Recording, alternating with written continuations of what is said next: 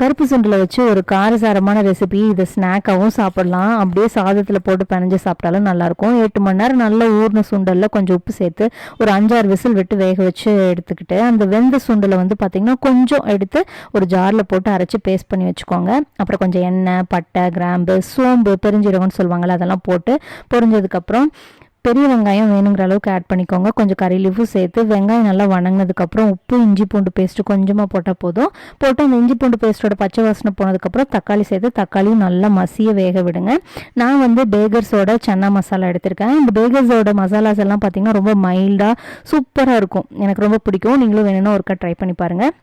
அந்த சன்னா மசாலா வந்து நல்லா வந்து மசாலா பச்சை வாசனை போகிற வரைக்கும் மிக்ஸ் பண்ணி கொடுத்துட்டு, நம்ம சுண்டல் வேக வச்சு வச்சுருக்கோம்ல, அதை அந்த மசாலாவில் போட்டு நல்லா ஒரு 5 நிமிஷம் பரட்டி கொடுங்க.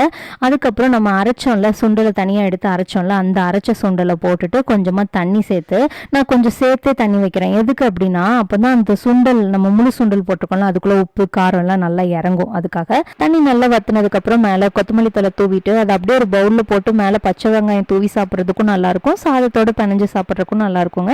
இது உங்களுக்கு பிடிச்சிருந்ததுன்னா ட்ரை பண்ணி பார்த்துட்டு எப்படி வந்தது அப்படின்னு மறக்காம ஷேர் பண்ணுங்க. அப்படியே நம்ம சேனலை சப்ஸ்கிரைப் பண்ணிருங்க. தேங்க்யூ.